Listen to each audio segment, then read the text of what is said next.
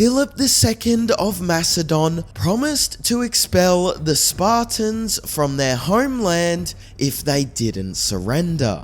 Their one-word reply has become legendary, but Philip's reaction to it was even more depraved.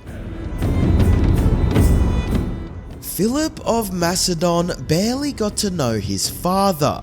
King Amyntas III of Macedon spent all of his reign trying to fortify Macedon's precarious position in the Greek world. With little success, I might add. By the time Philip was 12, Macedon was still a periphery player in classical Greece at best, and Amyntas was out of time. He succumbed to sickness when Philip was only 12. That meant Philip's older brother Alexander became king next. It wouldn't take long for him to learn just how brutal Macedon was. The Macedonian court had enough sex and intrigue for a HBO show.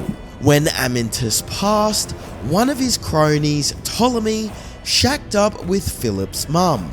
Ptolemy installed a puppet king so that he could act as regent, then sent Philip away to live as a hostage in a foreign land. If Ptolemy had his way, he'd never have to see his slam pieces kid ever again. Well, he never did. Remember how brutal Macedon could be? Ptolemy's up next. Philip may have been a captive in a strange land, but to be honest, it was a pretty cushy gig. In the thriving metropolitan city of Thebes, he got a top-notch education. He learned all about diplomacy and military matters from some of the brightest minds in Greece. By the time he returned to Macedon, he was a young man with a lot to prove. After Alexander, Philip's next brother, Perdiccas, became the king. The scummy Ptolemy hoped that he could control Perdiccas and rule through him as a puppet king. What did he think was going to happen? Within just a few years, Perdiccas grew up and slew Ptolemy. Serves him right. So now Philip was back in town, ready to show off all he'd learned in Thebes. Now, all he had to do was wait until Perdiccas went belly up. If you've been paying attention, you should know that wouldn't take long. A few years after Philip returned, Perdiccas marched off to battle. Shocker, Perdiccas never came home. He fell in battle. That made Amyntas IV the new king, except Philip had other ideas in mind. Instead, Philip just proclaimed himself the new king, and there wasn't much anyone could do to stop him. Soon, Philip proved to be more of a king than his father or either of his brothers had been. When Philip became the king of Macedon, he had his work cut out for him. None of his predecessors had been particularly effective, and he had enemies encroaching from all sides. Ancient Greece was a mess of different city-states that existed in a near-constant state of conflict. What that meant for the new King Philip was that the Paeonians and Thracians were sacking towns on his eastern borders. Meanwhile, the Athenians were approaching from the coast, hoping to oust Philip and install a puppet of their own. Philip was going to need to pull off every trick in the book. So, that's what he did.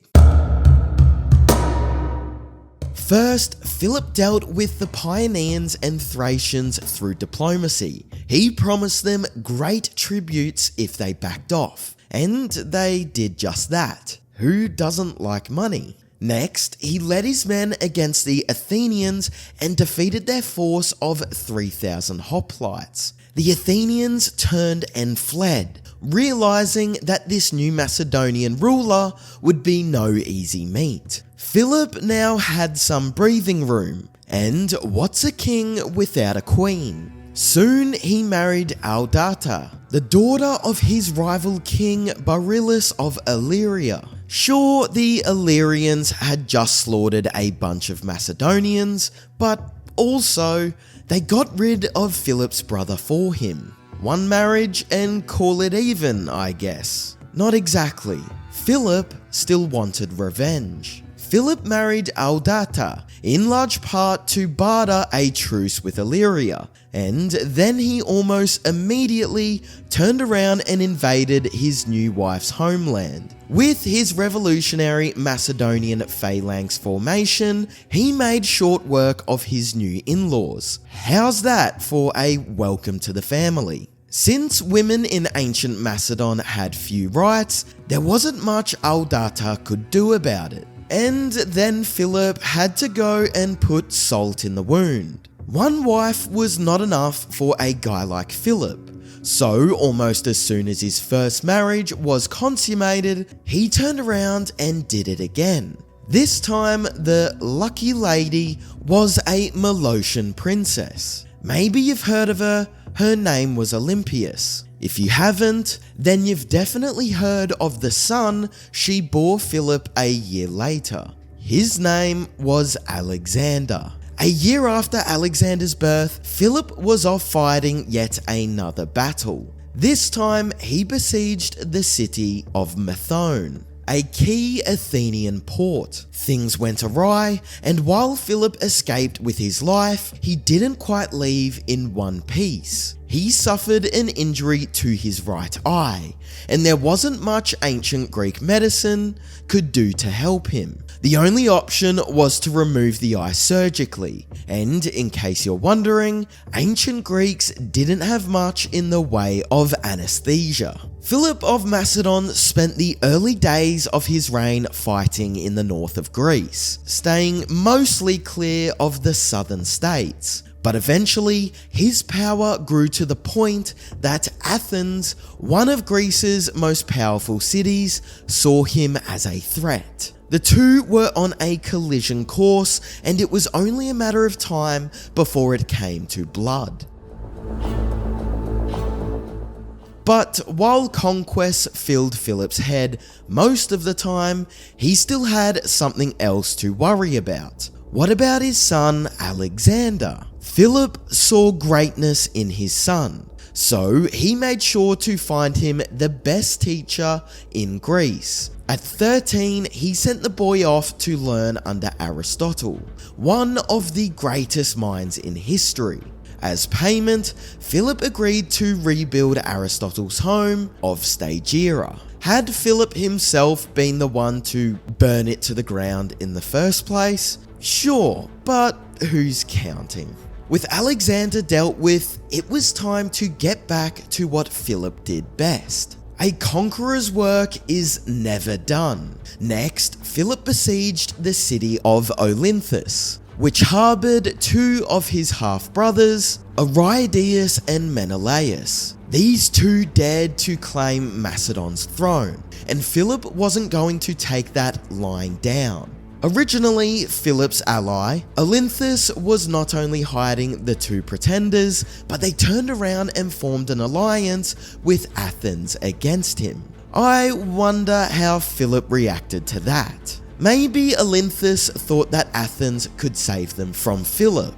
They were wrong. Athens couldn't send men to reinforce the city, and after a brutal siege, Philip conquered Olynthus and razed it to the ground. Once that was done, he just kept rolling, destroying city after city on the Chalcidian Peninsula.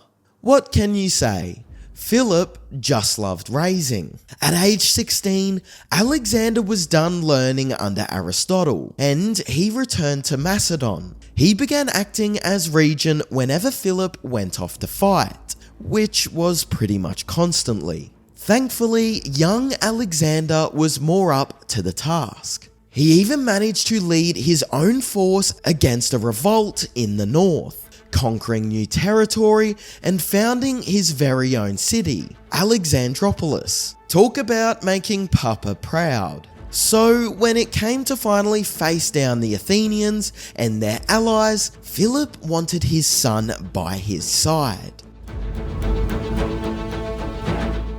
The Battle of Chaeronea was the pinnacle of Philip's reign.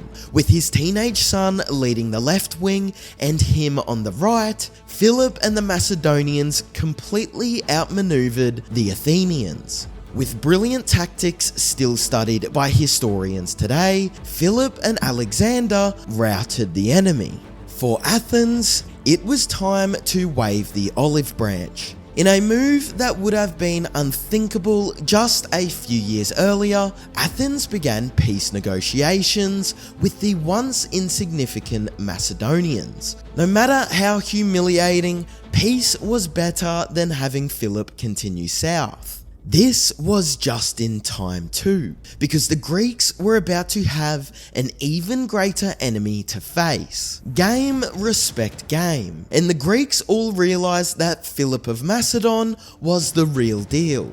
With his missing eye from one battle and his slight limp from another, Philip was the ideal vision of a warrior king. So when the Persian Empire to the east started threatening the Greek world once again, they did the unthinkable. The factional city-states of Greece actually teamed up. The enemy of my enemy is my friend, so they say. And guess who they decided to lead their new alliance? There was no question. When the Greek states created the League of Corinth, Philip of Macedon had to be the leader. He'd spent his entire reign wiping the floor with almost everyone he faced in battle.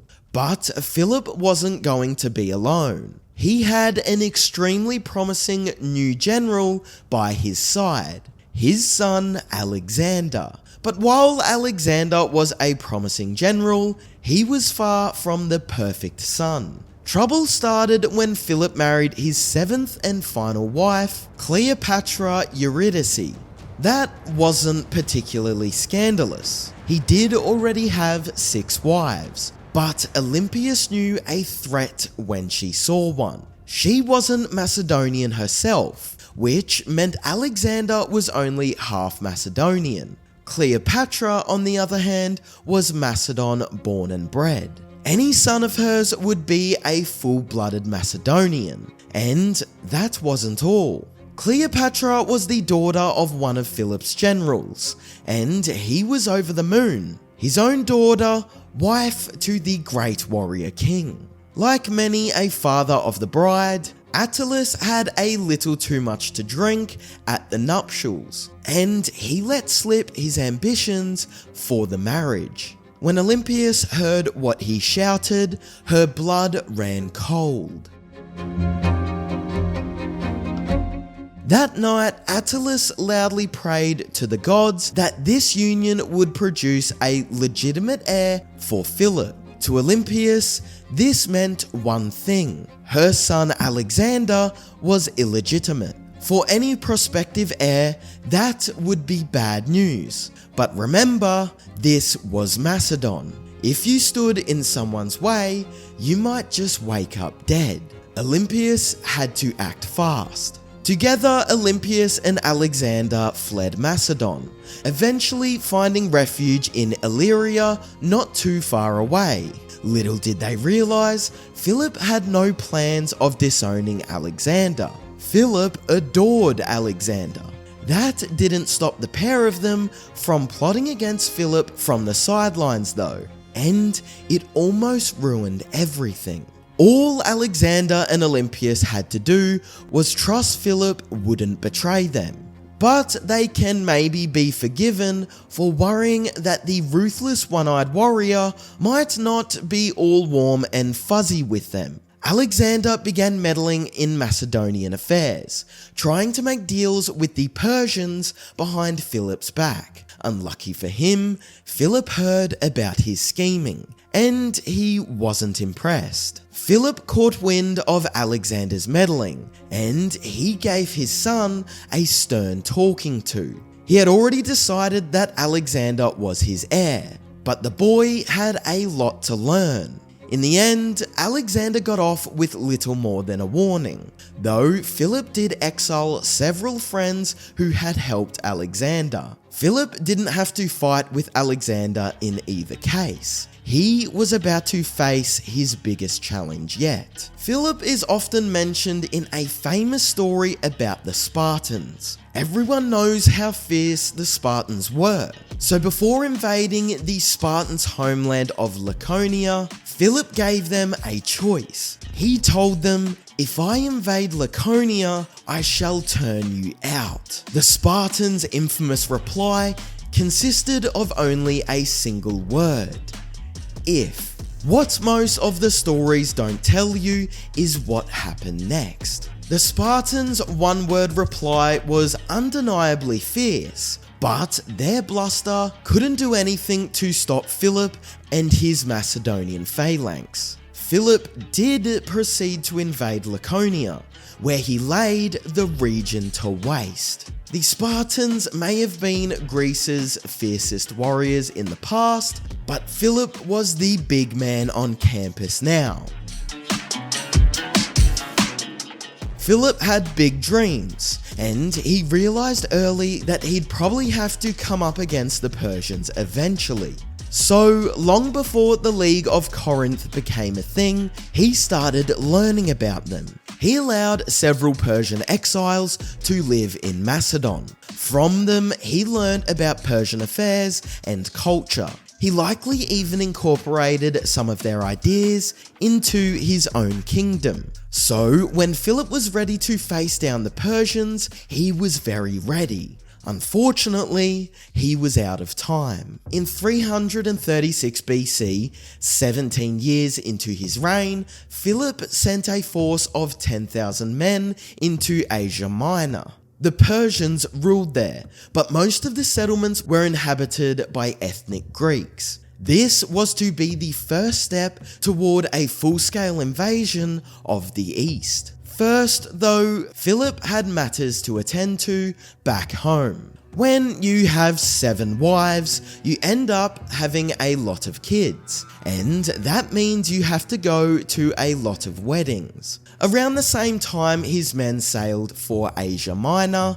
Philip and most of his royal court attended the marriage of his daughter Cleopatra, Alexander's sister, to Alexander I of Epirus. Since Philip was a big cheese by then, many Greek dignitaries were in attendance. Philip had defeated many of these men in battle before, but in the end, the threat came from within his own ranks. Philip of Macedon had bodyguards, but this wasn't quite the Secret Service, and he wouldn't have it any other way. With the wicked scar on his face, he wanted to present the image of an invincible warrior king, not some weakling who needed thugs around him at all times. Unfortunately, that turned out to be hubris, and it cost him in the end. During the festivities, Philip entered the town's theatre alone and unprotected. He wanted to appear amenable and approachable to the many dignitaries in attendance. Though he liked to get his way at the tip of a sword, he wasn't completely against diplomacy.